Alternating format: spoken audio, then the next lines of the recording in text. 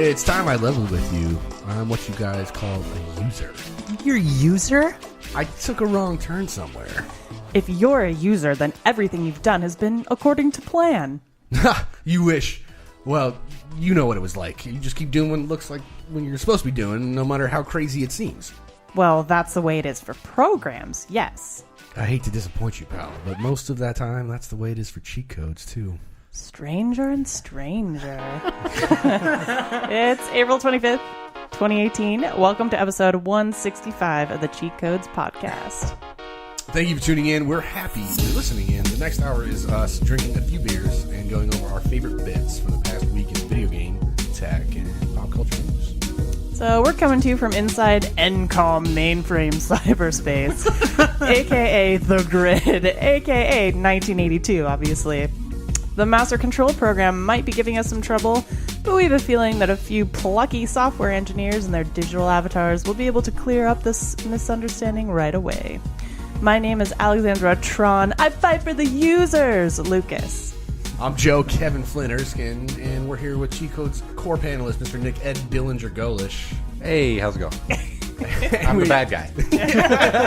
And we're welcoming back to the show artist, maker of awesome things, and hacker extraordinaire, Scotland Symons. Hi. Hi. How's it going? Welcome back. As your seasonal DLC content. We had to get an update, yo. Update that shit. Well, yeah, it only drops in a loot box occasionally. I am so happy to be back. Yeah, the odds are in our favor. Forever in your favor.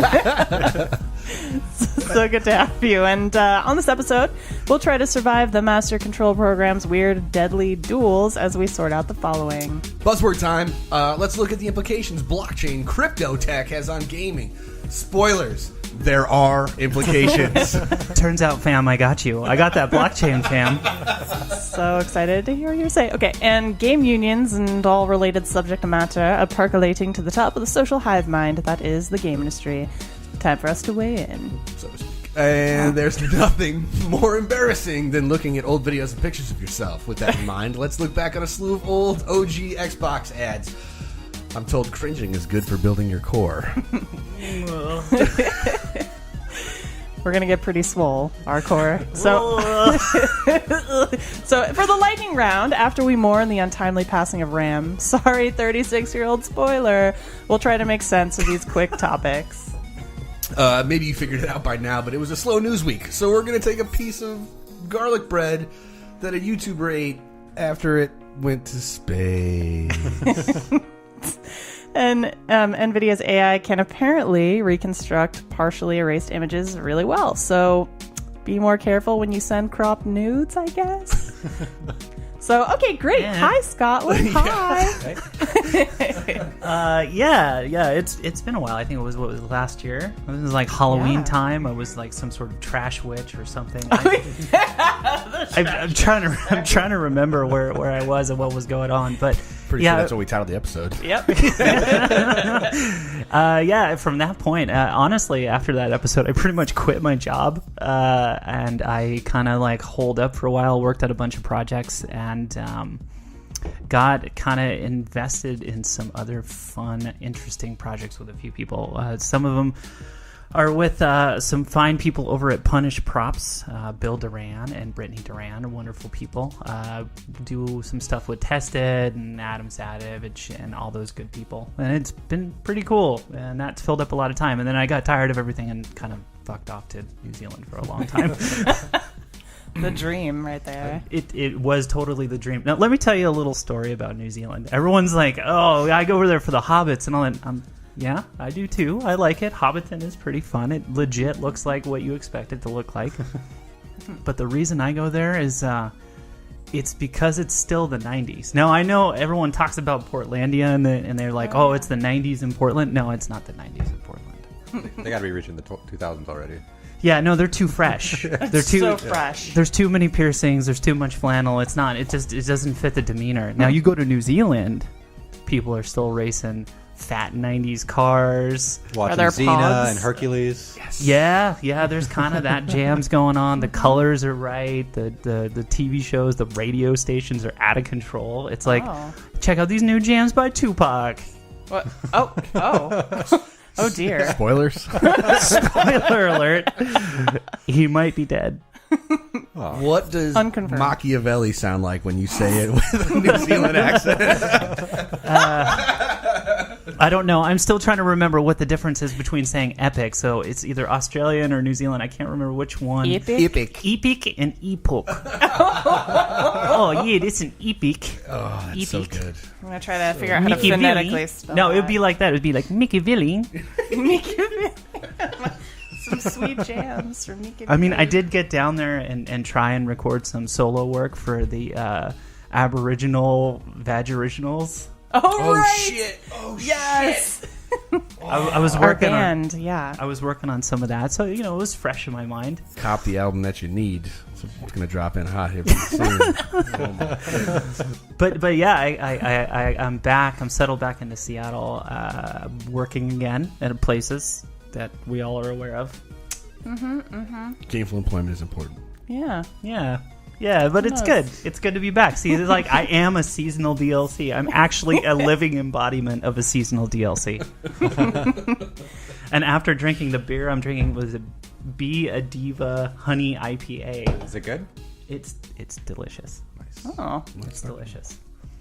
excellent. Well, I can literally not argue with any of that. So we're so fortunate that, after all your travels, you came back to us. Thank you. I'm so happy to see you all. I missed you all terribly. oh, that's I thought it was I funny. listened to many episodes while I was there. I was like, "Aw, I miss my friends." I thought it was funny. You mentioned you left after you were on the show with us. So were we an important turning point in your life where you were like, oh, I need to go to New Zealand now after I've been on the Cheat Guns podcast? Oh, absolutely. I just wanted to make sure we took You're welcome. But then again, you answer that question like a Ghostbusters question of like, if someone asks you if you're a god, you just say yes. Yeah. No. In this instance, yes, absolutely. Totally.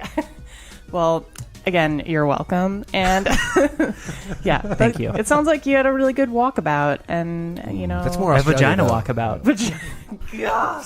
Oh my God. I'm never gonna let this one live down. Sorry, it's not gonna Do we happen. just consider that like an air out, or is that No, it's canon now. Okay, good. Oh my God. Okay, well, we'll talk about what we're drinking now, I guess. In honor of Flynn's Arcade, which is theoretically now a super chill hipster barcade, they serve beer, craft beer, served with a side of horn-rimmed glasses and a pack of American spirits. To go with the theme, we're sipping some Alaska Brewing Smash Galaxy IPAs. It sounds like SoundCloud rapper's mixtape title. Perfect. Yeah, it's like Little Pumps. Smash Galaxy. Shit, I got that album. It's a, I was thinking Smash Brothers and we're gonna do a Mario remix. Galaxy. Little. I mean, there's still time for you two to form a band. It's on Wendy's next We Beefin' album. That remix. I mean, it is a good name. Like, now come to the stage, Smash Galaxy. Right, That is right. pretty dope. There's a lot of hype there. Smash, Hey smash, now, smash, you're smash. a dark star. Oh, okay. All right. Let's- Panda. We gotta dial it Let's- back because otherwise we're let's- giving away all the goods. All right, Let's dial it back. your let's game let's on. get right to it before we all get de-rezzed. Number one. Yeah. Oh, sorry. Yep. Number No, one. thank you. Number one. No one knows more about blockchainy stuff than me. I mean, crypto is totally a thing. Frankly, everyone can probably guess how it will affect gaming. It's going to be a disruption for show. And we know that's a good thing because that's what good tech does. And seriously, a publicly distributed crypto exchange ledger, it's going to be a game changer for games.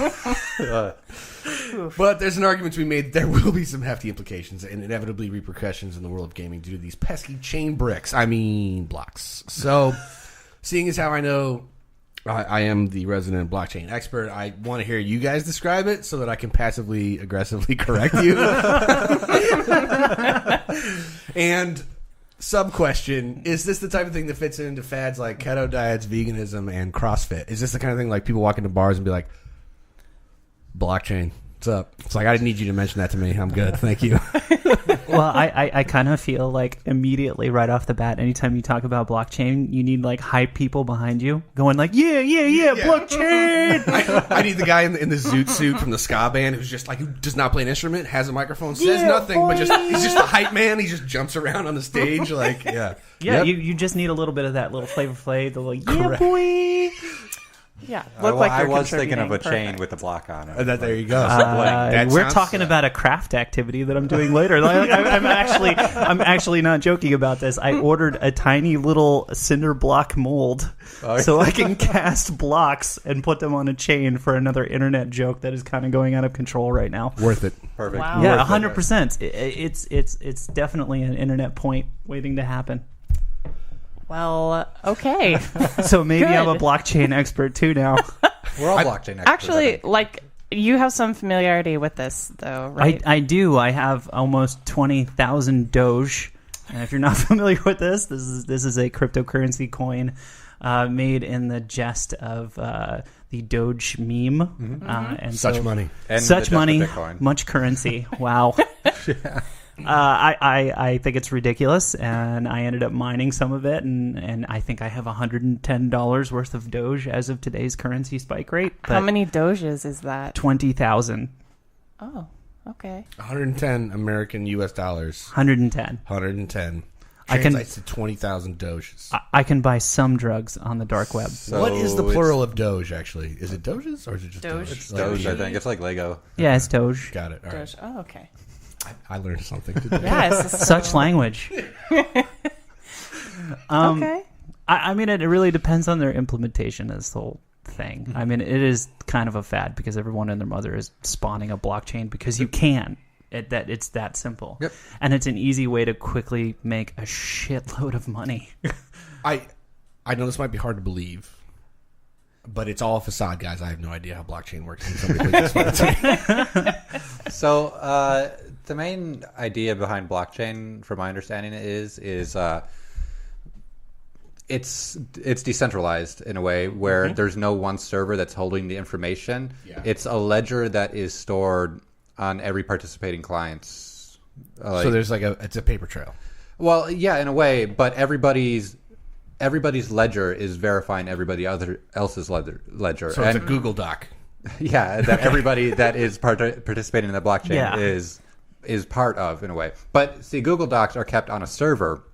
Basically, the information on the blockchain is kept for everybody. Like it's Ad hoc peer network, basically. yeah. Gotcha. So like it's always talking to itself on different clients to verify that it hasn't been corrupted or nobody's made any unverified changes or something, in a way. So everybody else is checking everybody else's ledger to make sure that everybody's ledger is the same, so that the transactions are verifiable. The only way to go around that would be to have the majority of the people participating in the blockchain change Falsify something, some data. falsify something. So it's really hard to, I guess you'd say, hack, I guess, with air quotes around it, in a way, because there's no server to access this information. Everybody is already verifying each other, and any fraudulent transactions are easily identified because it didn't happen for everybody. You know? Yeah, and that's technically true. Like all of it, most of the stuff that gets just chewed up and hacked, or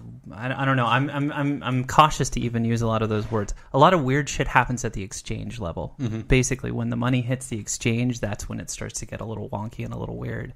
What was it recently? DNS got hijacked from Amazon's EC2 stuff, and that's the just their online service hosting provider.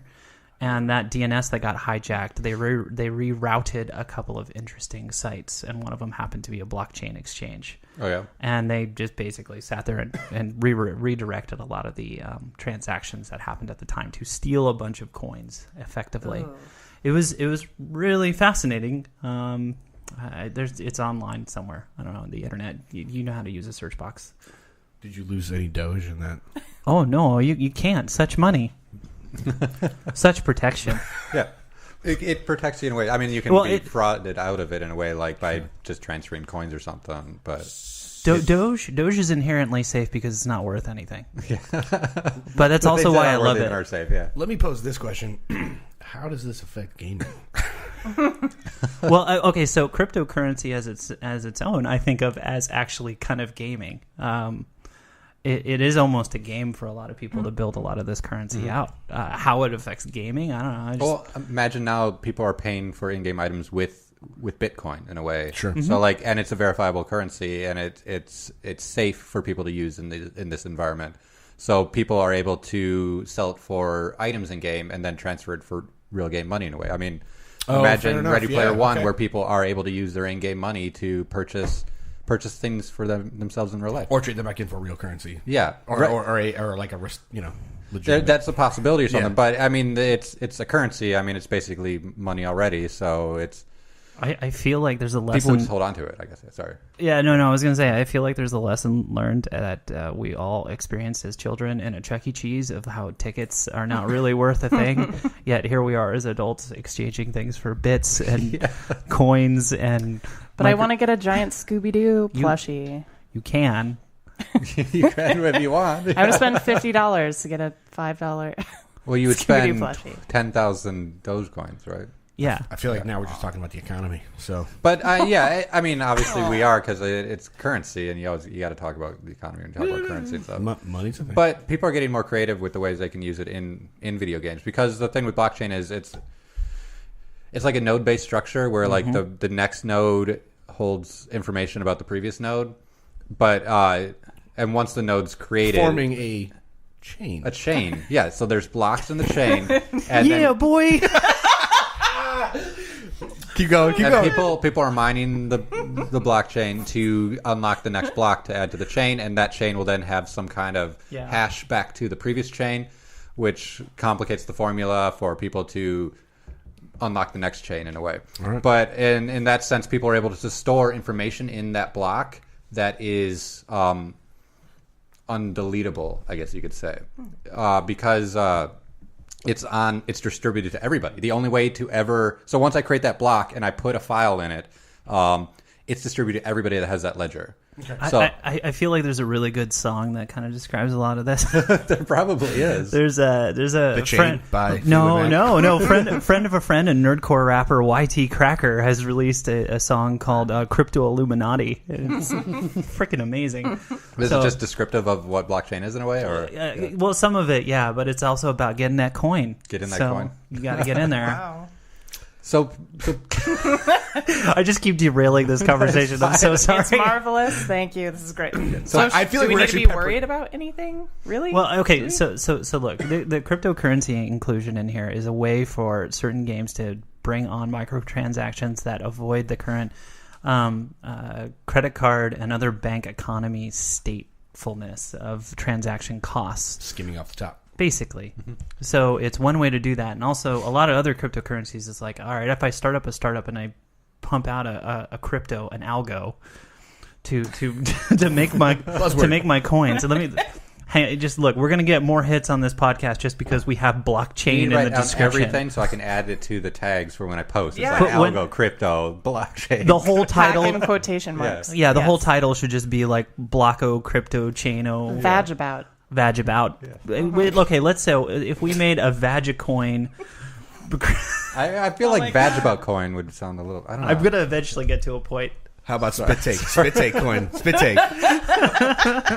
Well, I mean, so most of these companies will spawn a coin to intrinsically start to build out value because people find value in blockchain, and so they get investors upon this where they have no money and no way to back it up. Real quick. So you just hit on something that it resonates with me on a weird like 12-year-old boy level where it's like, Dad, I have this baseball card that's worth $300 because this magazine says so, and my dad looks at me and says, that thing is worth whatever somebody's willing to pay for it, and that's what it's really worth. So it's legit. Correct. So Yeah, and it seems like that's kind of the backbone for most cryptocurrency. that's how it works. But it's what makes it different. Neat is that it's unique. Like the block and the information. It creates like a unique instance of software in a way, or like some kind of digital record that can't necessarily be duplicated. So that's where you can gain the benefits in video games. Like people are talking about how you can store player information or personal information in these chains or in these blocks, and how like the person who owns it actually they actually own it. Like it belongs to them, and that leads back to how it relates to gaming implications. No, yeah, but I was trying to think what you guys just said. Just like that, just like what value means to somebody. Yeah, and so because it's unique, it's rare, and people can place any kind of value on that they want. So like your coins may be like not worth a whole lot or something, but it could be worth something to somebody because they don't have that or they want it. Yeah, it's like unique. It's unique. They're unique coins. I'm super proud of you, and I'm super proud of us for actually getting to the meat of this without even trying. Yeah. Like, well done. Like I intrinsically love Dogecoin. Yeah. There's no real benefit to it. I love it. I think it's fantastic. I mean, I don't want, before every like blockchain nerd in the world gets on our case about like kind of being weird about this. I mean, look, decentralized currency is really interesting and entertaining. Like, no doubt. I mean, nothing shows more clearly the inherent, magical Disneyland type of experience that currency actually is. It's made up, and we apply value to it as human beings. This exactly demonstrates that to us. Exactly does. So I'm all for like just make a lot of it. It's fine. Now, how this affects games, where are we? Well, I was going to derail a little bit and ask to wrap. We got to move on. But what you would need. But blockchain. The blockchain. You were such like sweet summer child. Listen, our other articles are a little light, so we can keep going. Yeah, but well, I was going to say I'd love to hear just like rapid fire, whatever comes to your mind first. Like, what would need to be on the, so in the spirit of like, oh, hey Doge, what would need to be on the coin for you to get hype about it? Like, I would like to see King Jareth from Labyrinth David on Bowie. the coin. Just David Bowie. Or David Bowie in any incarnation, let's be honest. So that's what would do it for me. Right on. How about y'all? Do you have thoughts? I can't get a thought of David Bowie out of my head now. Yeah, now I'm thinking of I mean, I'm just like, singing the songs in my head. you do a healthy masculinity rotation, so like Prince and George Michael and David Bowie up in there. You do variety packs. Yeah. Well, that was just really happy. Rip. It's okay, that does fine. actually. That does. I need a playlist now.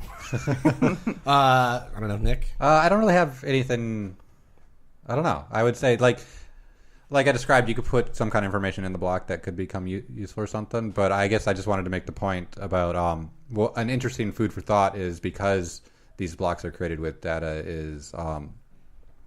An interesting article I read was somebody found child pornography in the Bitcoin blockchain or something. If you're going where I think you're going, just stop right now. And now everybody who is participating in that is distributing child pornography. Effectively.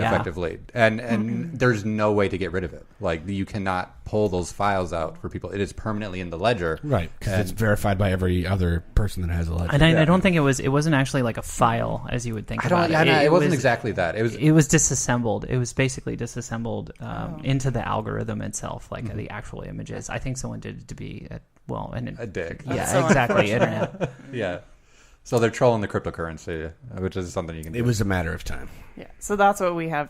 One thing we have to look out for. Yeah, people can use this in nefarious ways. It's in a way. data. Yeah. So I don't know. Personally, I'd like to see the friendship of the amount of compute power we pour into actually figuring out the crypto algorithms tied in with some of the folding projects that we actually do. Oh yeah. I'd actually like to see those two are independent, but it'd be interesting to see if you could gain net worth by doing the folding itself, thus incentivizing the folding and externalizing science research. But that's me being Star Trek optimistic. Well, we all know that we need more of that. we're I'm not even going to answer now because that was the answer. That's the right answer. We all understand though that we're in the mirror universe. We're not in the correct. Oh no, we're in Blade Runner universe. We're all fucked. I mean, this is the Terran Empire. Yes. God damn it. Yes, 100% yes. I'm going to say I love that Nick and look Scotland are being like super serious about this topic, and Erskine and I are like, yeah, That sounds right. Give me a sweet ribeye out of that food replicator, bro. Blockchain party. Thank you for saying like substantial things about this. All right, we got to move on. We got to move to the next it's one. time. Here we go. Number 2. Right? I was supposed to do that right there. Perfect. You nailed it. Thank you. So, you've probably seen a lot of articles in recent months, really, detailing corporate abuses of people working in the game industry.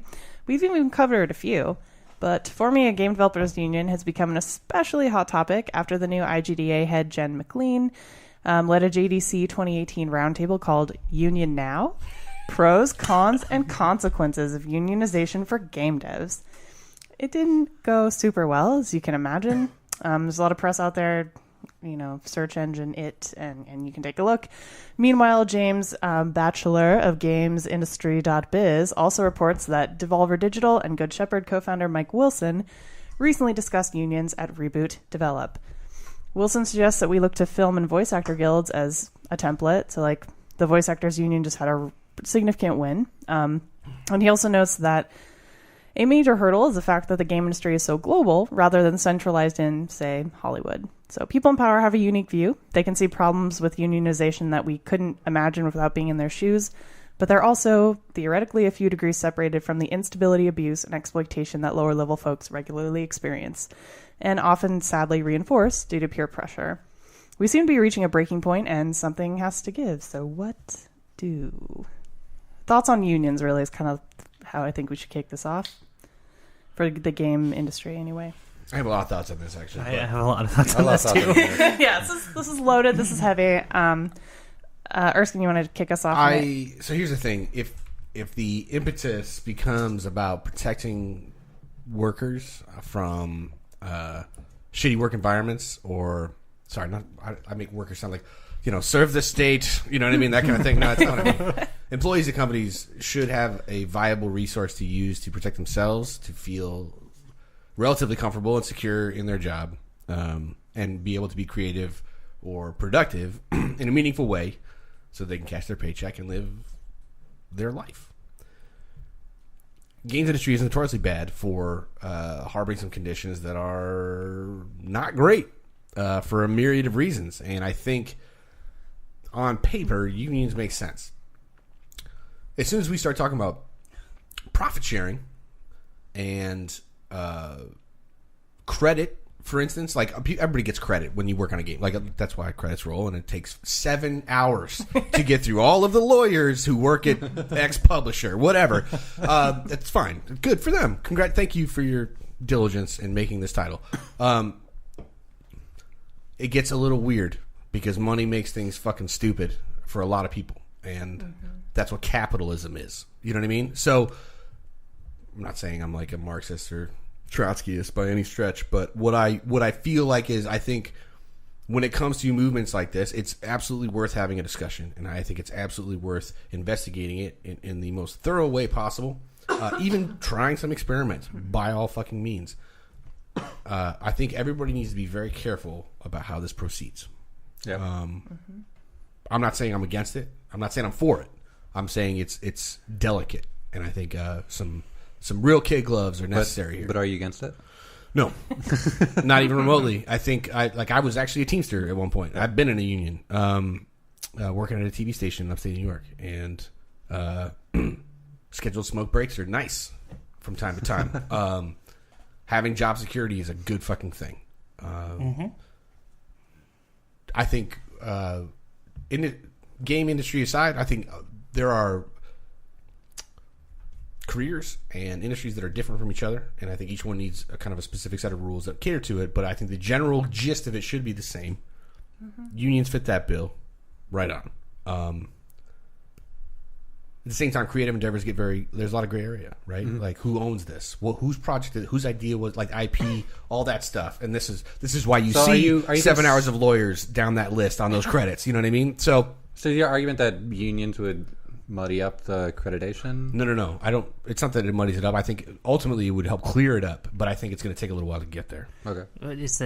I echo pretty much everything you said. I was in SAG. I did work in Hollywood, and it was kind of mutually beneficial. You have to be in the union to get any of work that exists. No one will touch you for a movie or a show or anything like that. You cannot be touched if you're freelance, because basically you're a walking lawsuit at that point.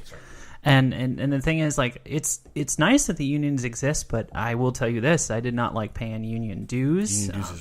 I did not like minimum hour counts. Like, you had to pull so many minimum hours to actually stay maintained within the union. If the union said strike, you had to strike, even if you needed to work to make money. So it's like kind of you're bound by the same conditions of an oppressor, whether it be your boss or the union itself. And it's odd. I'm not for them and I'm not against them. I'm kind of at a weird indifferent point. I think when this comes to the point of, like, developers wanting that, that gets a little weird, because if you're doing a talent-based thing where you're doing on-screen voiceover, art, and one of the clear things that end up in media, there's high abuse of individuals and non-crediting and all this stuff, where unions have helped make a lot of that a lot easier. That's why there are the 7 hours of credits and all that good stuff, because people at their core just want a little bit of credit for what they've done.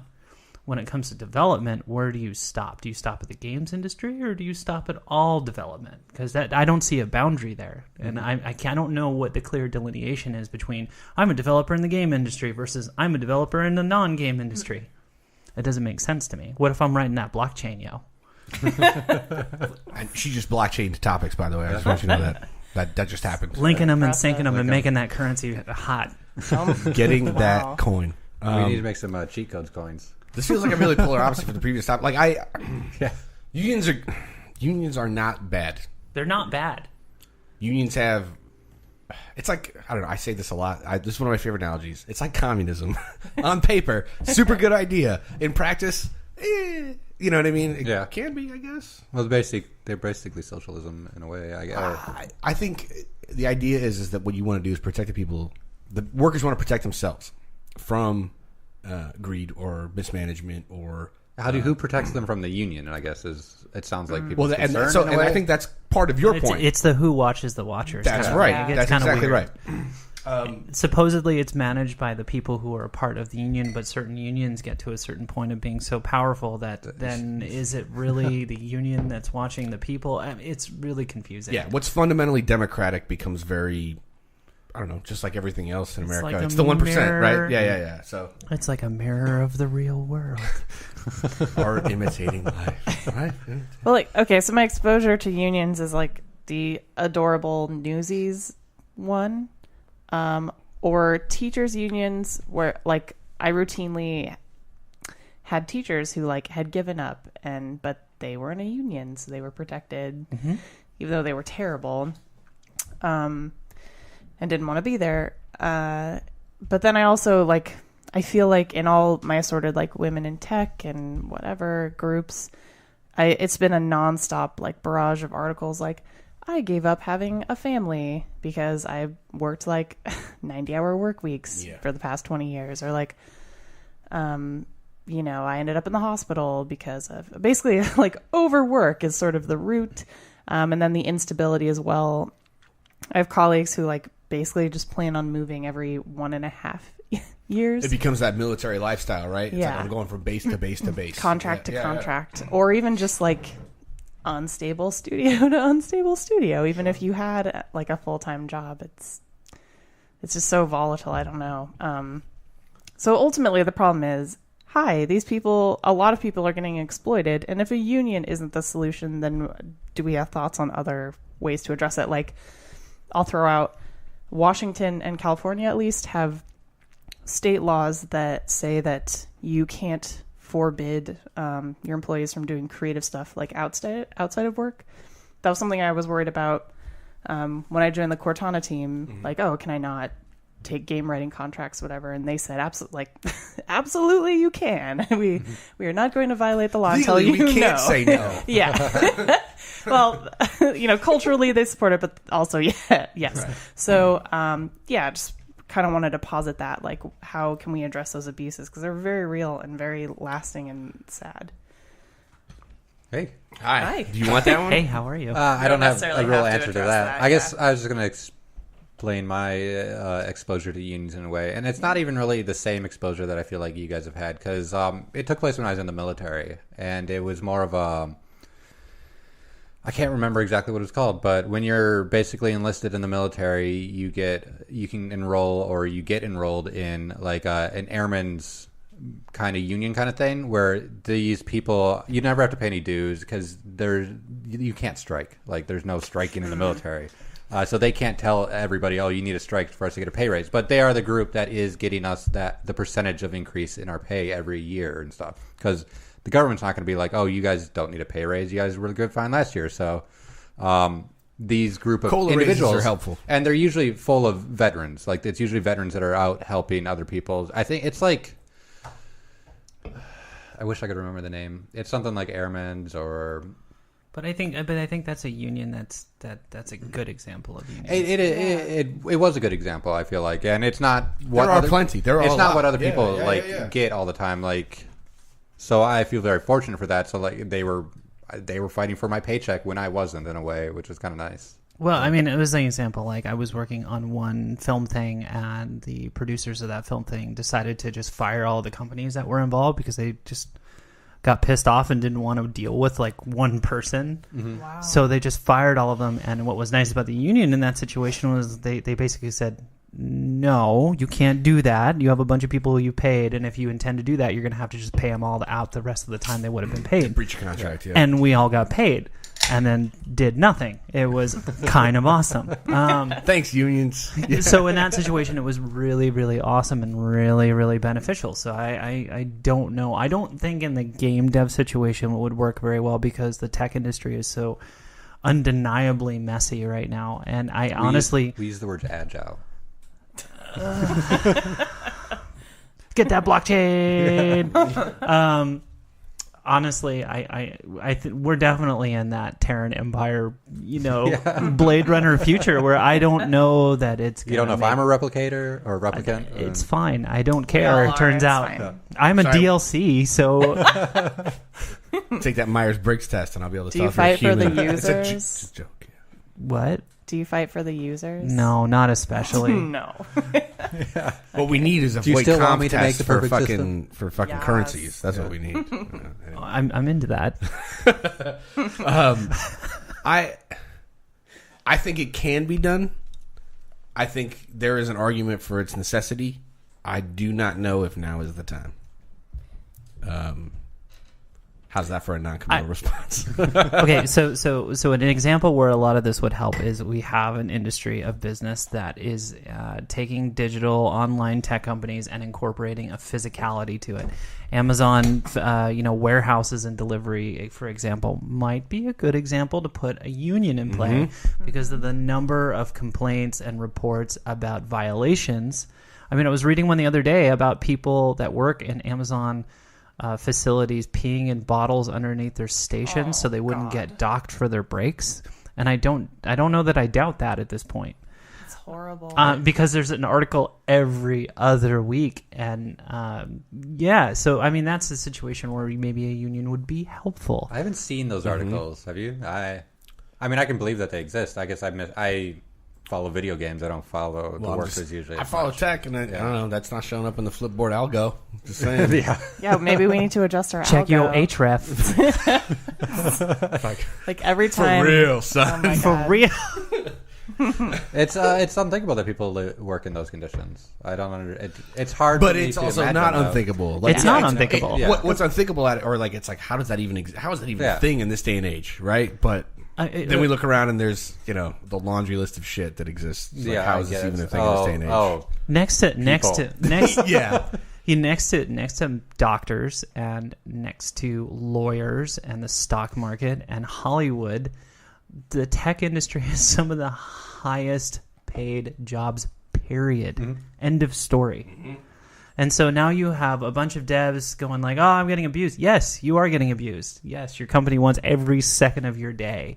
And you're also getting paid this much. Well, I don't know that validates it. Tech-minded, like the creatives are the ones I think they're getting hit really hard. Oh, absolutely. They're Yeah. paid much less usually than Work your under the same average conditions. devs. And usually Yeah. contract are very often. Absolutely. And if it's in that situation, then that kind of makes sense because then I lump that into the SAG talent thing. To me, it would make more sense if a lot of these groups that were in the entertainment portion of it approached SAG and tried to have themselves included in that jurisdiction rather than try and start their own union. That doesn't make sense. Well, so here's my follow-up question to that is that how would you feel as an engineer having an agent? I don't know. I mean, That'd be a little weird, right? it'd be nice if they can help me. cool. Are they going to help me get another job after this one? How many other clients do they have?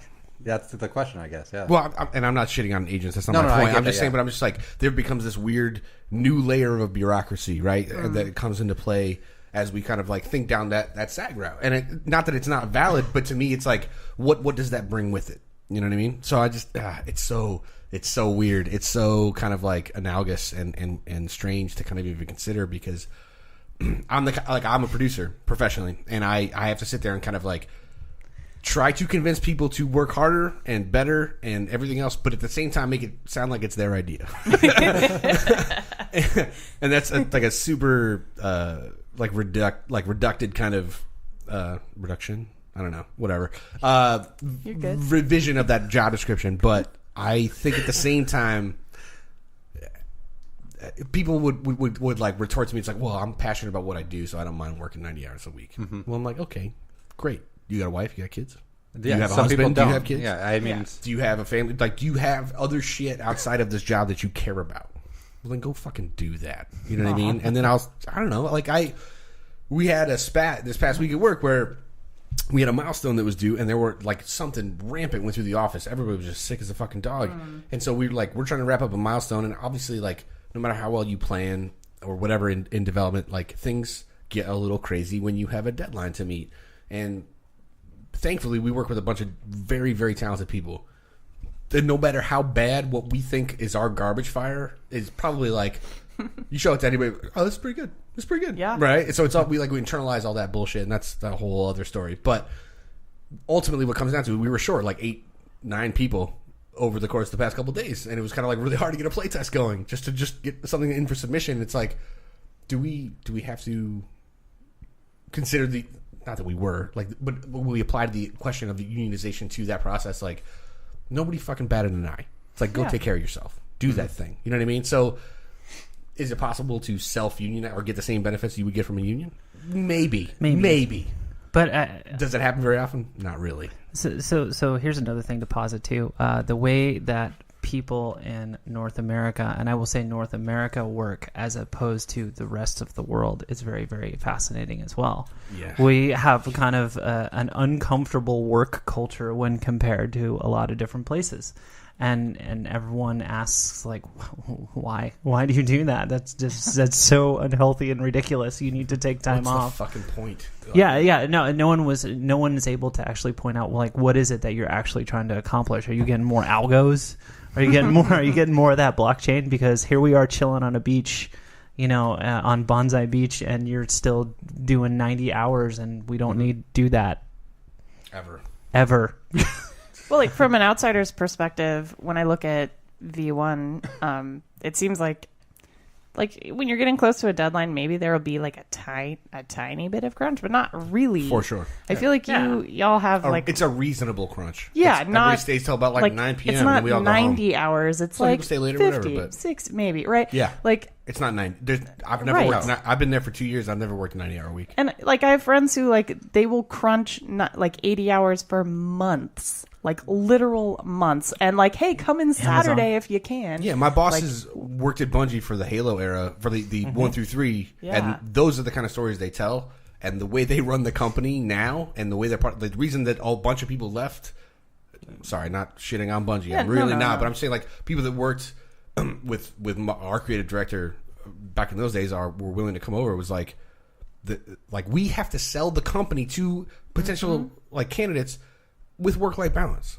Mm-hmm. That in itself is a kind of a problem. We have a bunch of dads at our we have a lot. Yeah. I am one. Yeah. My thing is like, is it a good thing though to be like, if you are a tech company that is doing something cool, should you on your byline be like, hey, work-life balance is a priority here? Like, maybe that shouldn't be a fucking byline. Oh no, I've got a lot to say on this too, because this is something that I talk about at conferences, and whenever I give talks about like, hey, what's it like to be in this part of tech or whatever, that's one of the major components I tell people to consider when they look at a job. Ask about it. Ask about it a lot. Mm-hmm. Ask every human you talk to what their work-life balance is like, and be real about it. And that helps, because a lot of these companies are getting the point that they need to do that. And I think that this will naturally mitigate itself out a little bit. And you're starting to see the turn of this. Yep. Like we're not seeing the churn and burn as hard as it used to be. And I think the Valley is trying to kind of get in the idea or the hint slightly. So I don't know. By the time the union thing comes around to maturity that would be able to be instituted, I think there will be a self-policing of the current mind state of people involved in the process. I mean, like you have to at a certain point own that part of your pathway with whatever job you take. If you agree to work 90 hours a week, then you should understand you've agreed to work 90 hours per week. And if it's something that just happened all of a sudden, validate it, take some time with it, see if it lasts a long time. If it doesn't last a long time, then you have decisions and choices to make. You can get another job and you can say, fuck that, and leave. Yeah. Yep. Mm-hmm. I left the job. I left in October because it was not what I wanted and not what I was promised. And I gave it a chance and I said no. So you have to be able to do that. Good for you, first of all. I mean, I realize really I'm pretty privileged in the sense that I could get to do that, and that's not everyone's Not opportunity. everybody has that. No, but opportunity. examples like Yeah. that are necessary to know that it is possible. It is possible. So, no, right on. I remember the hell days of like releasing like Xbox One and a couple other games and stuff like that. It sucked. It just sucked. Speaking about self-policing, increasingly we are seeing people who are 15, 20-year vets of major studios, right, branching off and starting their own. I would imagine that is due in part. Yeah. Yes, it does. But I'm seeing folks from BioWare and other major studios doing that. And I think it's in part because of the, I can only kind of see correlation, but I wouldn't be surprised if that was part of it. It's the pendulum swinging back the other way. You know what I mean? I think, I completely agree. I imagine that's like a major value at V1. I would say like a Well, pillar. yeah, I mean, it's a work-life huge balance, yeah. and I think it's honored too because I don't know. Have you worked a 90-hour week at V1? No. Yeah, you come in on weekends, you stay late a couple nights a week, whatever. Sometimes, right? Not all the time. Sometimes. Yeah, not all the time, but once in a while. It's literally, we have a milestone submission this Friday, and we're here doing a podcast right now. But this is like chill time, and then you're probably going to work better later because you relaxed. And look, little crunches are fun, though. I mean, there is a value to like that camaraderie, that thing. I agree. I love the little crunch, man. When it's something like to deliver, and you all got to like hammer down and get it. Like there's sometimes the best work comes of that. Absolutely, and I think experience speaks to that too because like I have yet to experience something like that in my career, but everybody who's senior to me speaks to that very highly. And I think that finding that balance is the key. Like working hard is a good thing. And the results that it can yield when you're doing it as a team on a creative endeavor is fucking astonishing. Does it need to be to the point where you're like blacking out and seeing things? And no. Right. That's what I'm... Never. Never. It just exactly. It's ridiculous because it doesn't make any sense to me in a way. These companies that are doing these giant crunches are usually the companies with the most employees also, which you feel like they should have more employees to cover the shifts to make up for the time that employee should be going home or something. So it's just kind of mind-blowing where it's like how did it get to this point, I guess, where people are just crunching at these huge companies. And years ago it was EA. I remember the big articles where EA was like working their employees to death, and they were like voted worst company in the world. It's the problem that you have of a company growing up with certain attributions and values that made them when they were small and scrappy and did whatever whatever we could. We took rubber bands and we made the thing. Like we saved money. Like when they keep applying those core values all the way up the chain. The blockchain. Well done. You have to evolve with your studio. But they don't change those values. They're like, these are the values that made us who we are, so we're important. It's successful. So we might as well keep it. Well, everybody wants to think like a corporation is a family, right? Or an entity, depending on the tax bracket. What's the Ferengi saying? It's like treat your employees like family, exploit them.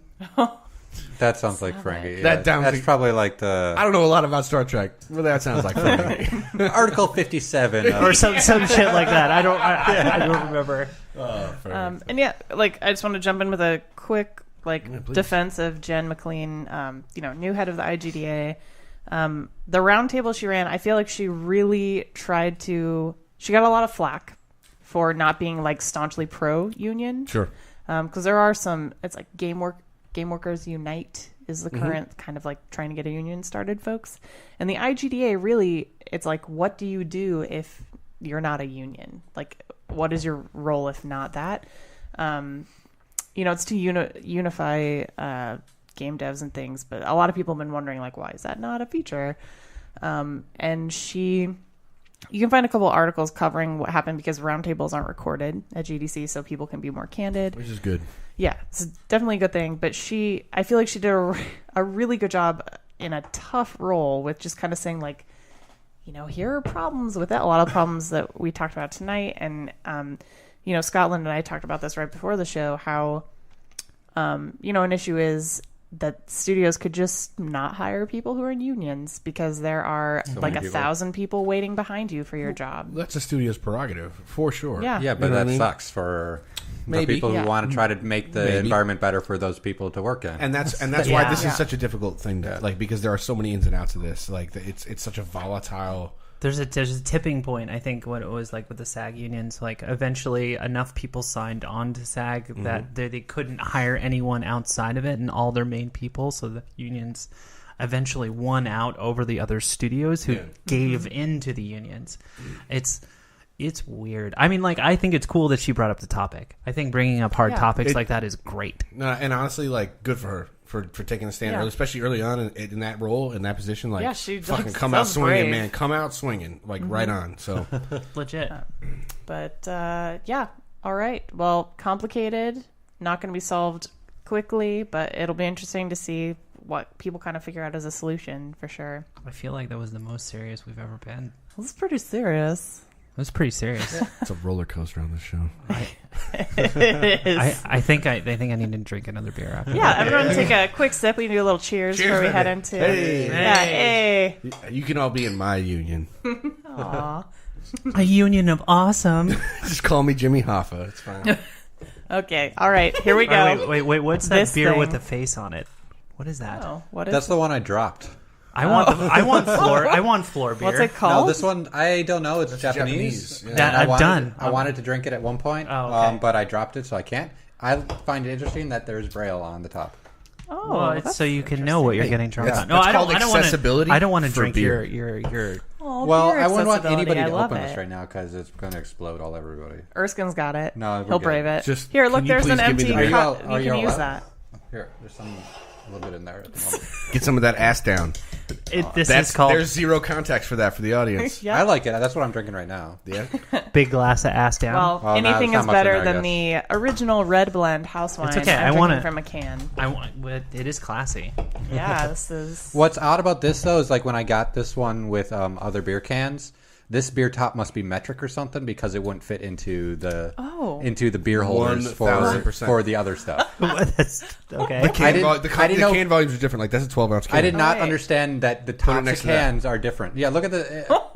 Oh no! What? Yep. They're different. Imperial. This one's a little bit wider on the top. Yeah, that you go. definitely looks like a Japanese can. That's Yeah. awesome. Shorter and stubbier. I'm pretty sure that they're What? responsible for the wide mouth before we got onto it. It's a shower. So this Not ass, a gorilla. the ass down has some fruity. Would you rather be? I don't know. Oh God. Okay.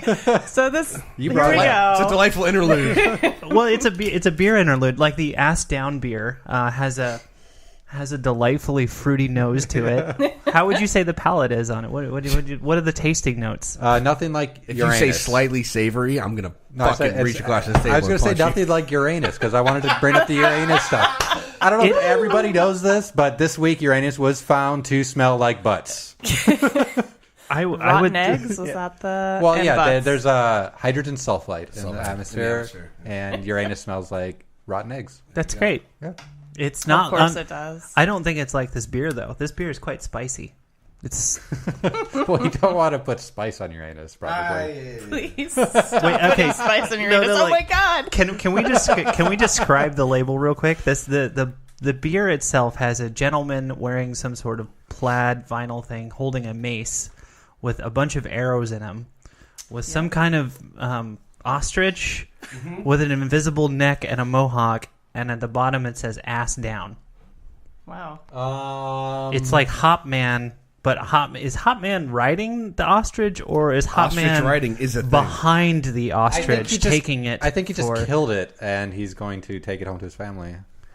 I mean, it Poor really ostrich. looks suggestive. Maybe he's being persecuted for his for his love of Yeah, his it's pet. weird. It looks like they took I those see it. arrows Oh, yeah. together, though. Like, Yeah, like they've both they been were shot by the arrows. Exactly. Yeah. That's the point that I'm trying to make, Yeah. is that they were shot simultaneously based on whatever embrace. they shot happened to them? be My in. concern is who's able to shoot an arrow through a mace. Like, is this a mace of cheese? And Hey, man. It's yellow. why does the ostrich have a space invisible neck? That's We're weird. so off topic. I do wonder about the graphic design of this. I'm kind of worried for whoever. Maybe they dreamt that and they were just like, fuck Are they it. in a union? Number 3. Number Number three. We don't have to spend much time on this. In fact, we probably should. But Yeah, we'll just touch on it. Everyone loves it when we dig out the photo albums and old home movies. Someone went ahead and did Microsoft a favor of doing this very thing for the original Xbox Live ads. I'm pretty sure they were internal videos because that shit was 5.5 minutes long, and god damn, that was fucking. It was rough. Ben Kuchera had the story for Polygon. As corny as it all was, the real eye opener here was that the complete okayness Microsoft seemingly was about some of the lighthearted trash talk. As Ben points out in the article, the reality was way worse than anyone imagined once implemented. Nostalgia is really hot right now, so let's take a trip down memory lane, shall we? 2002. I was 20. I genuinely like to think that I wasn't as awkward as all that. I'm wrong. I was Full 15, so I definitely was. the year Fair enough. 2002, we had just survived the Y2K disaster. And many conspiracy theorists still thought it was 1999, and we were coming on to the 2000s. Backstreet Boys and this is still NSYNC like a were- post 9/11 America. This is still. Did Xbox? I don't remember. Did Xbox Live come out before or after 9/11? That's a weird thing. It came out before. Did it? Okay. It came out before. 9/11 was 2001. Or maybe it did. Maybe, I don't know. Like, that's a weird Shit. thing to I think know. about I now. don't think it did. I feel like the video that they're referencing for this article was said was November 2nd, 2002. Okay. If I'm not mistaken. Oh, So- snap. It's a long Or time ago. 22nd. Either way, November of 2002. So I was like 22, 23 getting married for the first time. Hey. all these people listening to our show weren't alive. Congratulations. None of this Let is us- relevant to you. Let us spin you a yarn of the We had cars. what did you say before? Sweet summer children. Sweet There Summer you go. Children. That's Music appropriate. of the 2000s was bullshit. It wasn't that great. No. There were So- some okay things. There was some Smash Mouth. Hang on a second. Can I throw something out there? Because it's funny you said that, because I actually built a playlist and I called it Throwbacks with double aught as the O, because I'm super creative. I've heard And that before. I actually threw down some stuff. I was like, I don't know, that first Interpol album, pretty fucking good. Okay, that first Interpol album was pretty good. Yeah, but we also got things like Perfect Circle and Oh, stop. That was pretty good too. First two So there were good. some good First two things, stuff is was what we're alright. saying. Well, I'm just saying, aught music was okay. it was better than Kendrick Lamar wasn't winning a fucking Pulitzer in the aughts. I'll say that right Well, now. wait, wait a second. Wait, God, can I- the highlight of this year? Can I tell you how much Pretty I'm cool. cringing a little bit inside with hearing it referred to as the aughts? Yeah, we're fucking Well, old. but That's double- how No, that I shit know, goes. I know, I know. No, I'm not I'm hating. just gonna fucking embrace that shit. Yeah, boy. I don't know. What would you call it, I guess? A block of time I'm trying to erase. That might be verified. So what decade are we in now? Peer Ben? Network. Teens? Hellscape? No, it wasn't that bad. It was actually pretty fantastic. Yeah. I was in my 20s living in Brooklyn and New York, man. Aughts were a good fucking time. It was a good time.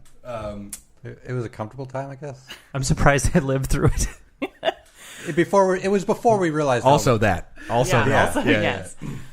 So we could talk about the video a little bit. It's a little tough, obviously, since we can't show you. We'll link to it, of course. But one thing that bugged me about it, particularly, so they had one woman in it, and which I thought, oh, that's great. Okay, they're trying to be a little more inclusive. And then she's the first person. She's the trash talker, and she's Oil eliminated slick. like You're talking about oil oil slick. slick. Oil She has like That's my new handle. pigtails, uncomfortable, and then she's the example of, hey, you can mute people, and then she's gone like a minute into this 5.5 minute thing. Well, she was using that horrendous change your voice thing. So Also, yes. Voice masking. Yeah, She was voice- also laying down that fat trash. I mean, like was. it was pretty meaty. I mean, it was like a pasta bowl of insults. It was pretty delicious. She needs to start a blockchain union for trash talk. If you know, Legit, Whoa, legit. There's so many things. too many references. Oh my gosh. My head is spinning. What other things did you love about that video? Nothing. Did Xbox start trash talking on the internet?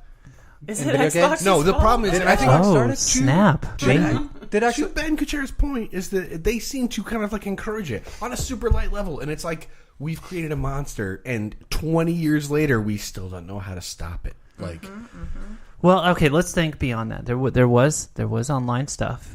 There was definitely online At that time, everything. It was AIM and chat rooms, I think. AIM. But everything was kind of chill. Like, I'm trying to think, like, what was the other online experiences? I was playing some EQ at the time.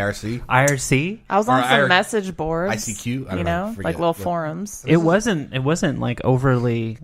I don't feel like it was super toxic. Maybe there No. weren't as many people on. Of Shit, course. were we on too many drugs? Did we not notice it? Let's see, aughts, 20s. I don't remember. Cheers. Wait. No Twitter yet.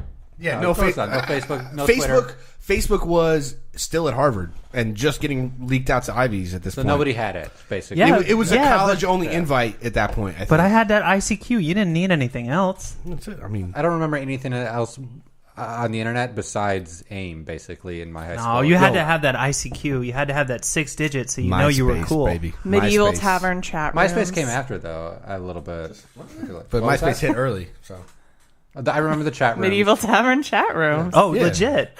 Yeah. You go in pretending to be like an elven rogue and At like who's up for LOGD. adventures. Look, Legend of the Green Bookend- Dragon, man. bookend It's- all statements with asterisks for actions. It's like Yeah. shrugged off this fucking ogre who just fucking gave me a really uncomfortable touch Oh, on my yeah. shoulders. What was it? Shrug. I still don't get that asterisk, like bold things. That's so weird for me now. Was and it- like Slack and stuff. Was it ASL, age, sex, location? Location. Well, yeah. ASL girl. Gotta get that hot action. Always assuming it's a woman, of course. Yeah. Yeah, I get that hot chat room booty. Yikes. Sometimes. Yeah, Lo- you- lonely days. Lonely You want a days. cyber? Oh my god. I'm like, So bad. this went off And the then you'd rails. be... Okay. Actually, that's where the trolling was. Because then if they weren't any good, you just berate them. Yeah. That's Your typing is abhorrent. Please learn the grammar. I'm trying to get off, but I can't because your words aren't good. Oh yeah, wasn't Nelly double aughts? Sorry, I'm country grammar. Reminded me of that. oh, you mean think hot so. and her?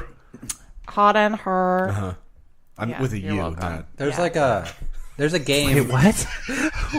I feel like something just passed in front of me, like a Nelly. semi-truck of The, information. Singer, and I use that term loosely. Nelly, rapper, singer, the rapper. Oh, Dad Nelly. Dad. Oh.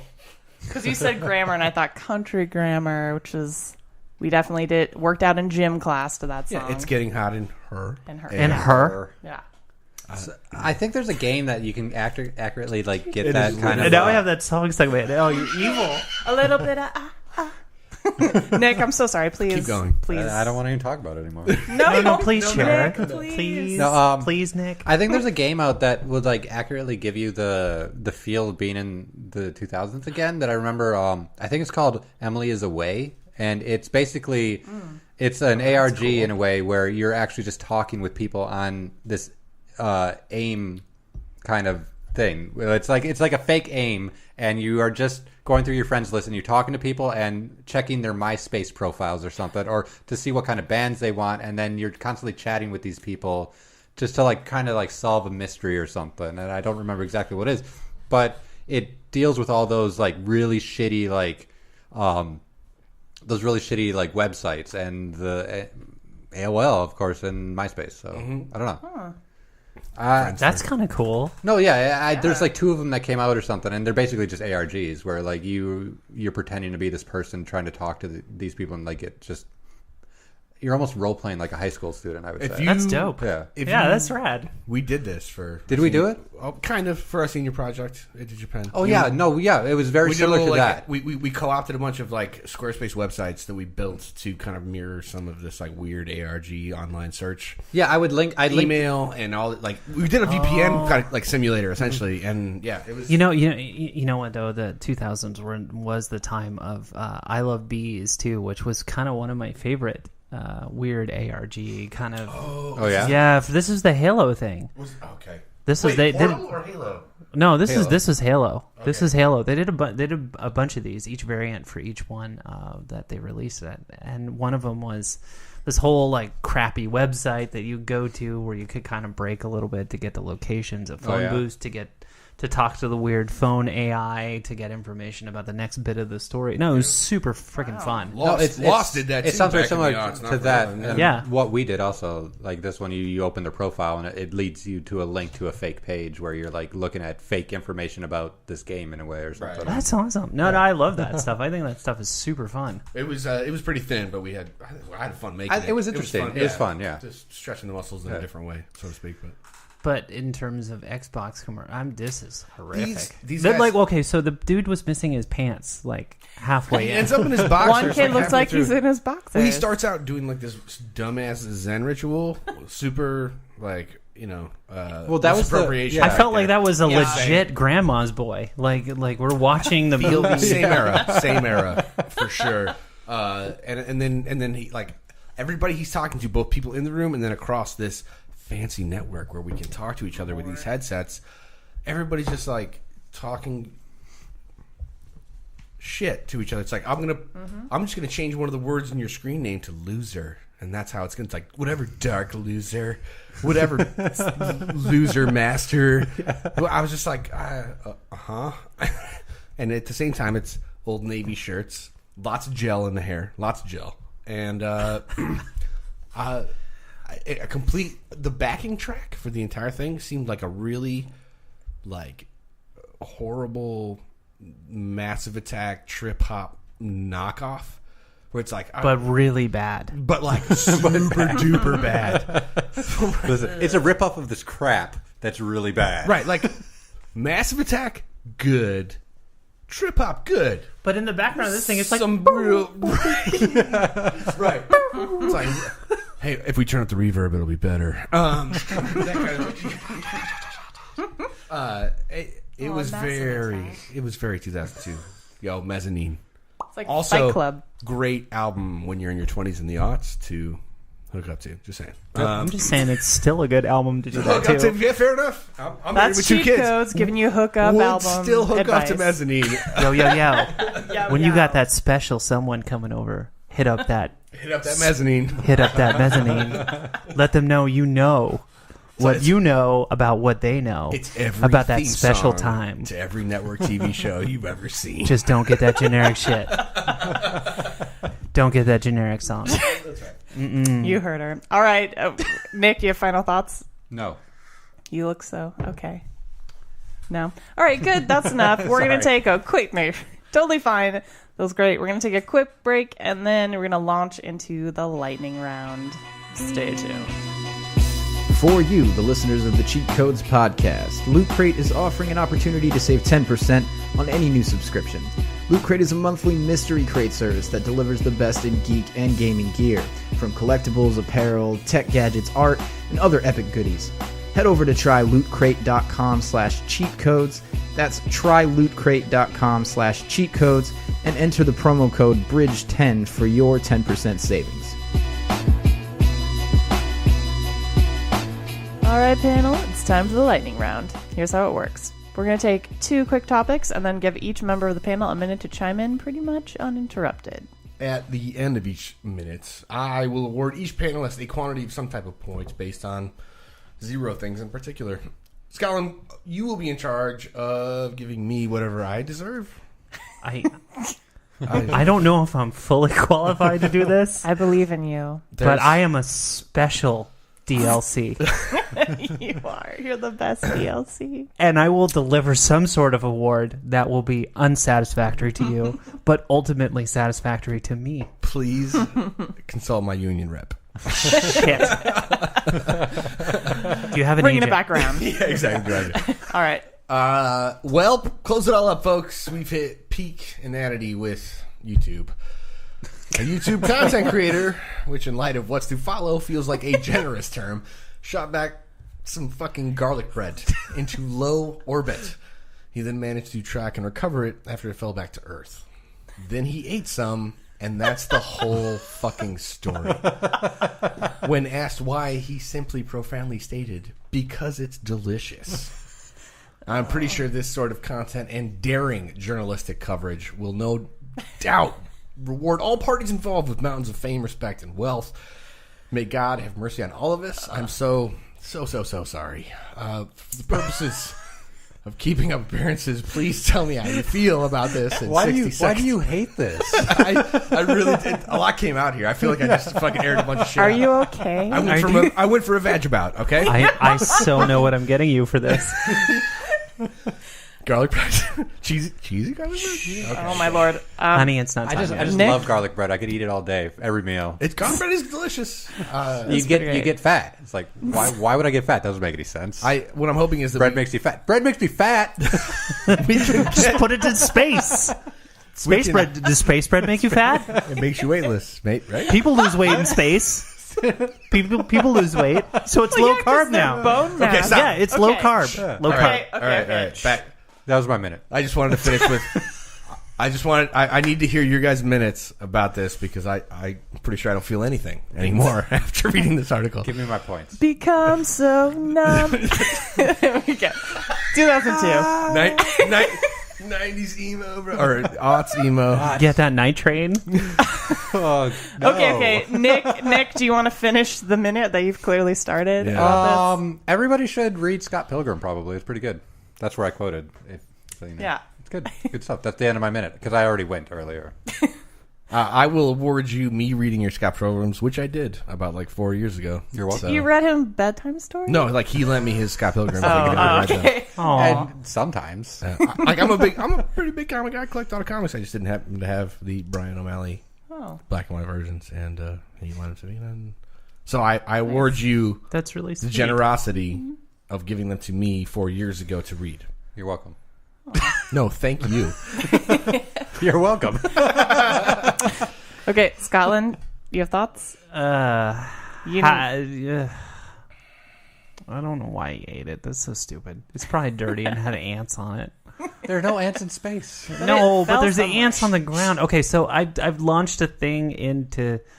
I've been a part of a team that launched a balloon up to that 90,000, 100,000 magical space place, and it's really freaking cool. But it took us a couple of hours to find the wreckage of what was there, and then when we did, it was covered in dirt and ants and everything else. And I don't know that I'd necessarily want to eat it, but I can see the appeal of saying, hey, I ate space garlic bread, and maybe that's a diet food. But I guess I just feel indifferent, and it was done for YouTube shock value and probably personal entertainment, so good for him, and I don't really have much else to say other than I hope there was an epic picture of the garlic in space. Don't get mad, get glad. Legit. Maybe we because need... they could put the bread in Glad Tupperware, launch it up when it falls down. Yeah, I mean, it's not gonna hit any maybe dirt. This episode brought to you by Glad. Trash bags Tupperware. You put food in it before you eat it, and then you put food in the other stuff after you eat it. I feel like the only logical step next is that garlic bread blockchain, and that's all I have. So Hashtag union. I love garlic. That's a good idea. That's it. That's all I got. I would like to award you a good piece of Italian bread from a proper Italian restaurant that has no connection to space and just came from somebody's awesome Italian grandma that just tastes delicious. Maybe a light sprinkling of parsley, some good butter, fresh garlic on your garlic bread, everybody. Let's fucking use that food processor and get that garlic going. Put it on that fucking French baguette. I don't understand why Just people saying. are more excited about food being shot into space. Because he's right, and I hate to fucking admit it, but garlic bread is delicious. Yeah. I mean, I'm I not don't saying necessarily need to shoot it into space to know that, though. That wasn't the point. The point was, like, I ate bread from space. I would be more inclined to send up a 6-pack in a cooler and be like, chill that shit. Space beer. You're gonna have to let this Yeah, sit the though, because it's gonna appropriate. shake on the way down. Who cares? That's the fun of it.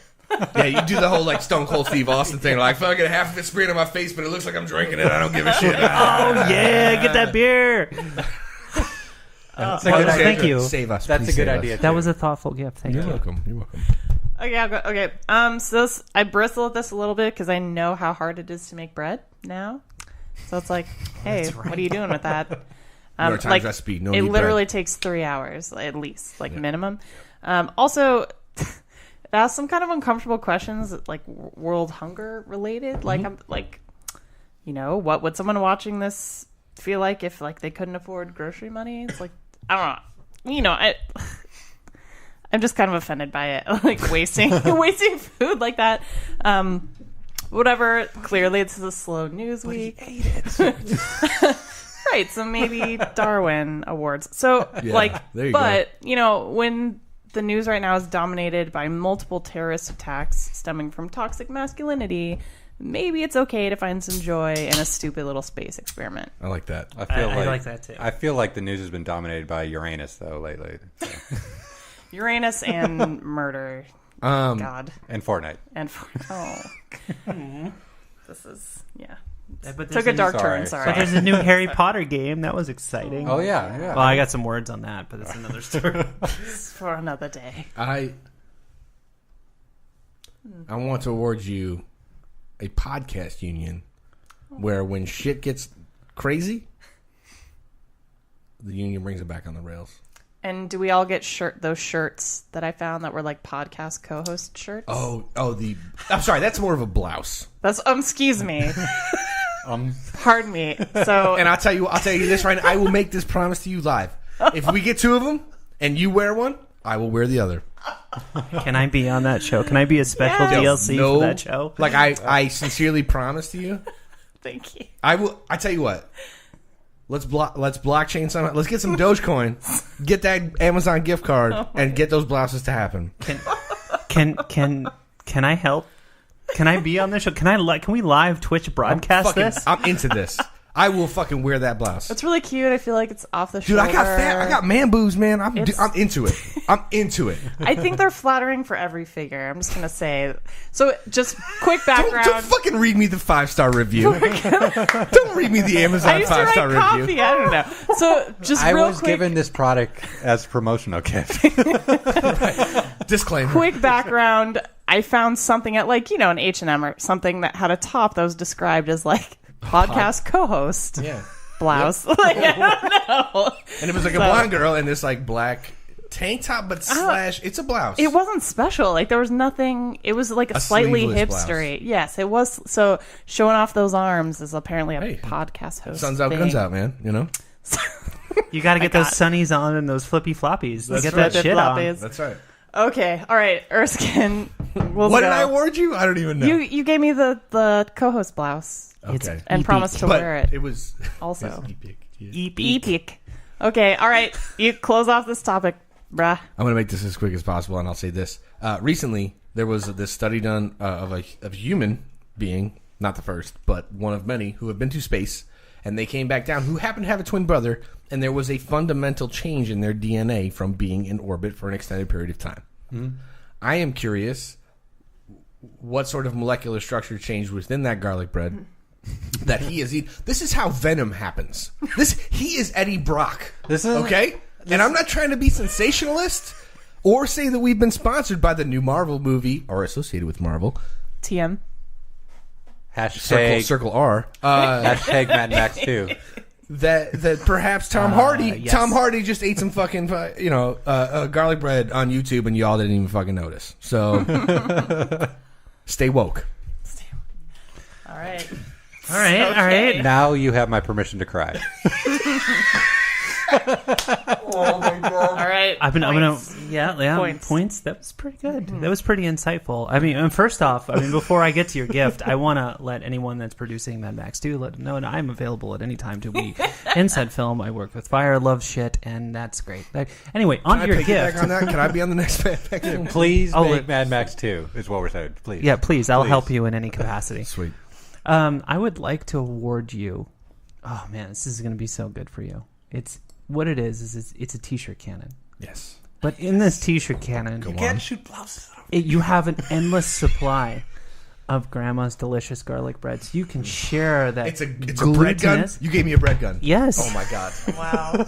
So you can share that glutinous. I want to be a bread terrorist. You can loaf. You can loaf anybody. I you want to. I want to. have that gluten. Oh. Loaf me, bro. Sorry if you have celiac disease. Oh, no. It's gluten free. It can be. you can- It can be. Look, but I didn't bring that cartridge. Look, I want to. Sorry. I want to amend the gift though too. On Tuesdays and Thursdays, Yes. you have a gluten-free option Yeah. that you can share with others, That's as all right. well as a whole wheat option on Wednesdays. We do live in Seattle after all, so Yeah, there I- we go. Yeah, so I you like that become one. the Panera Bread grandma garlic bread dispensing, ability. How about sprouted? I feel like Sprouted. I just won the lightning round right there. And we have a whole other topic right now, but I feel like I just won the lightning round. Really Delicious. good, really Debatable. good gift. Thank Nice. you. That's very generous. I appreciate that. I was just thinking I like of you. it. All right. Topic right. the B. Jesus Christ, All get right. us out of here. All right. Long gone are the sweet halcyon days of barely passable Photoshop and cropping your face out of tasteful nudes.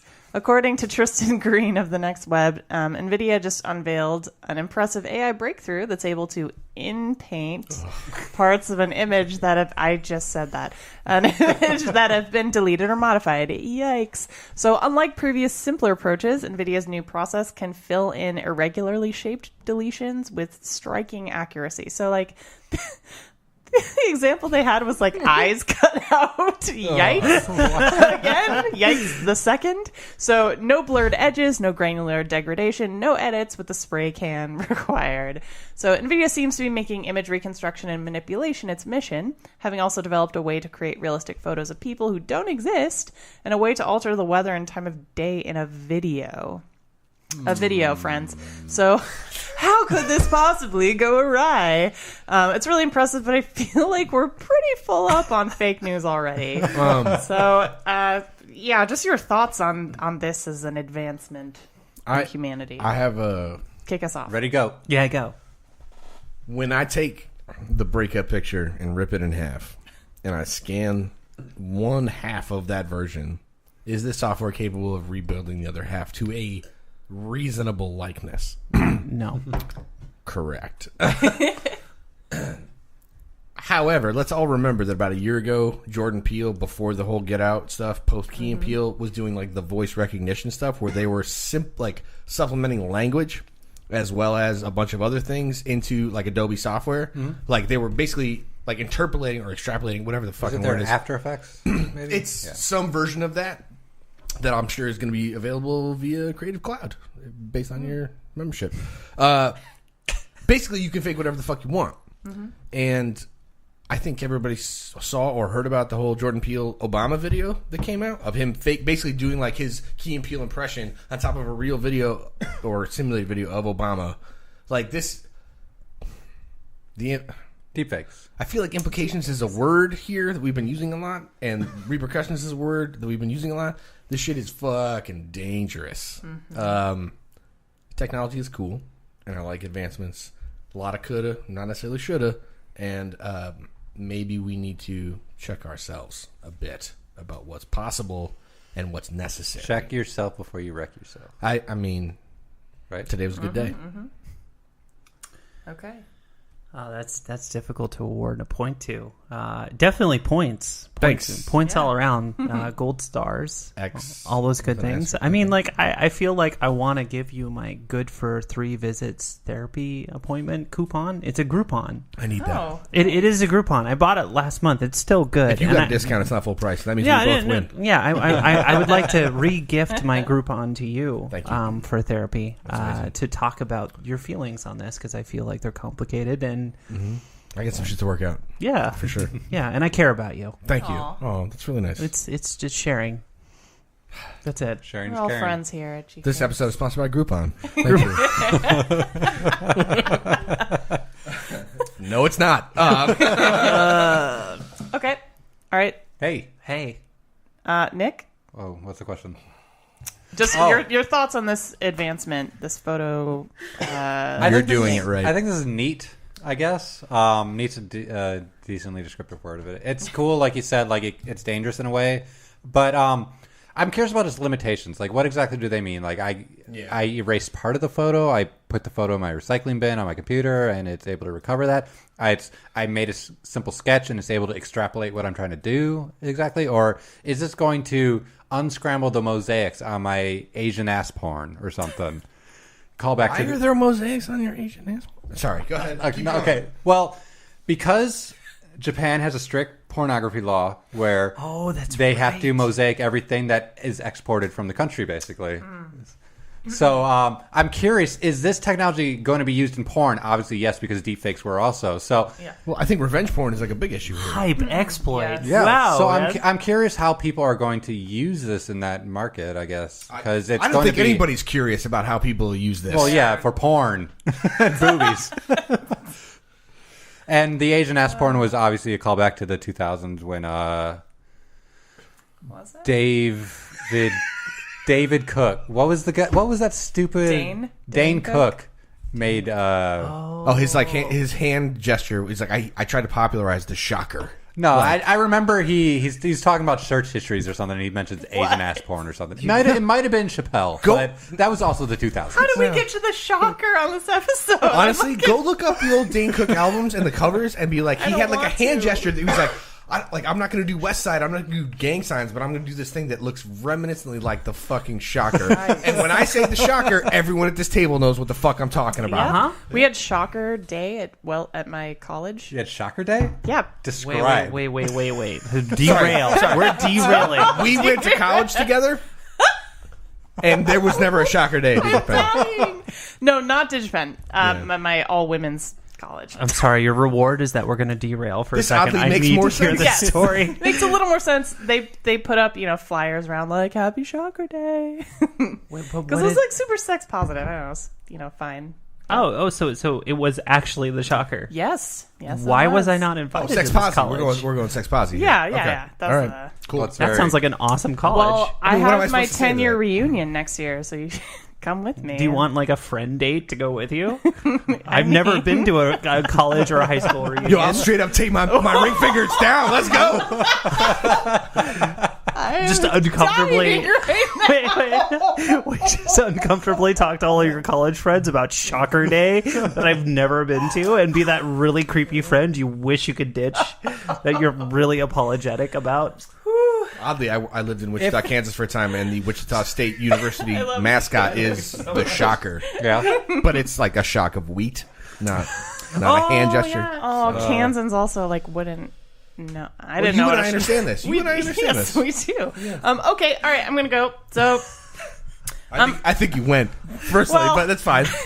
a lot of shocker talk. So okay, I can see how this could benefit society. Actually, I'm thinking about reconstructions of missing children, things like that. Kind of trying to. We've already kind of had some technology with aging up, a kid who's been missing for 5 years or something like that. But I think.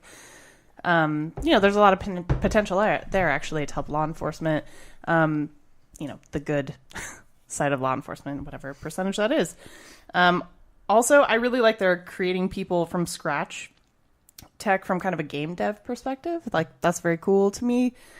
But also character generator kind of thing. Yeah, exactly. Sure. Okay. But that's like a catfisher's dream, basically, too. Yeah. So that's scary. And then this also makes me think of Back to the Future 2, where they have Reagan and Michael Jackson telling you the specials at the diner too. So that's a pretty benign usage, but I could see that being something, because voice replication, right, is also a partner piece to this. So I'm looking forward to the new Xbox Live feature with masking reborn, where I can be like, I'm Obama, I'm Trump, I'm Marilyn Monroe, whatever. Yeah. You know what I mean? Yeah. Yep. Yeah, when we start getting those kind of things, dead celebrities and everything, it'd be interesting. Yeah, I mean, I'd do an Amy Winehouse one. I'd be into that. But anyway, I can see some positive uses for it for sure. But I agree with everything you've said already. I'm very concerned about I feel like revenge porn type stuff. The danger really of this is frustrating. way this is oversight territory here. Yeah. You know what I mean? And I don't know. I award you Imagine explaining this one. A to copy Congress. of the nonfiction novel Sense and Sensibility.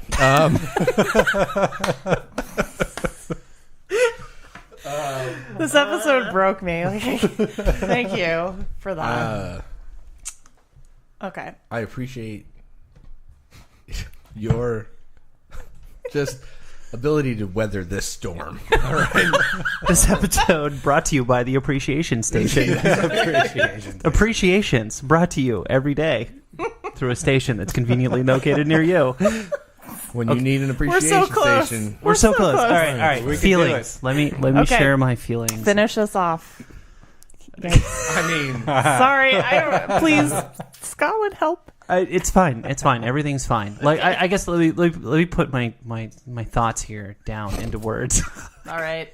I've had a lot of beer. There was a high percentage of that last beer. yep. I'm not bothered by it. I'm not bothered by any of this. I think we keep talking about the fact that we're worried about something bad's gonna happen. Look, things have been happening that are bad like every day via the use of Facebook or any other frickin' thing that we have. So it doesn't really matter. The bad shit's gonna happen.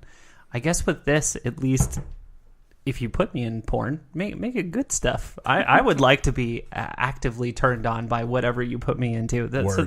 So legit. I mean, don't. If you're gonna put in effort, put in fucking effort. So you make it worth my while. Frankly, the tech is cool. I love all of this stuff. And in terms of people using it against me for like revenge porn, awesome. I say that sounds exciting. Because wait till you see what I do to you. Turns out the tools work both ways, and I'm probably better at it than you are. So that's how I feel about it. So legit. I instantly feel better about this. This is really good, actually. That's how I feel. Mic drop. Appreciation Station out.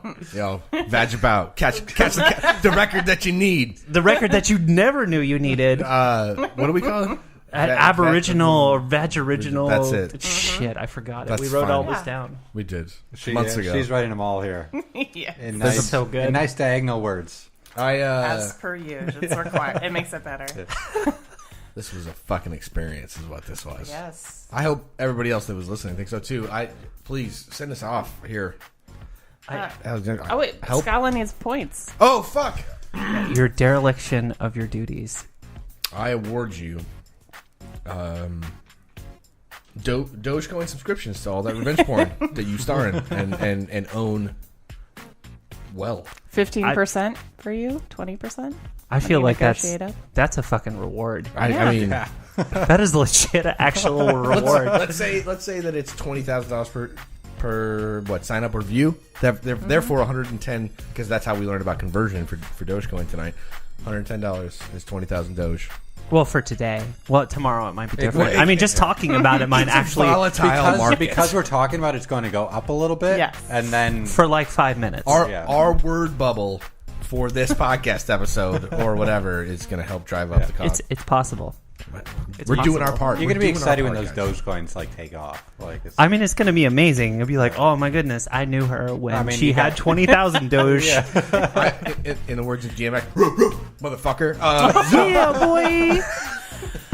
Oh, my goodness. All My right. friends in LA are going to be so happy with this episode. It's going to be amazing. Okay. We made it. Did we do it? Is it We all right? made Did we do it? We made it out of the grid and back to Flynn's Arcade, which for our younger viewers, an arcade is where people Left their house to go play video games once upon a time. wait, what? Before they griefed each other over Xbox Live. Yeah, before you had smartphones to play video games outside of your house. So, and with that, episode 165 is mercifully over. Thank you for listening, everybody. It's just as much for us as it was for you, we promise. So if you made it this far, we appreciate it. We're going to be back in a couple weeks with another episode. So please hit us up at cheatcodespodcast.com on Facebook and on Twitter and get in on the conversation. If you tweeted us, we'll probably tweet right back at you. Be sure to check out our Patreon page. You can become a patron for as little as $2 a month. Thanks to everyone who jumped on board so far. We're going to see you in, again, a couple weeks. So until next time, let's look to our old buddy Ram Rip for a quick pep talk. My friends, my fellow conscripts, we have scored. I feel so much better. Rest in peace, Ram. We barely knew ye. We watch Tron super again. need to end episode with some DMX. What you really want? Yeah. DMX. All right. We did it.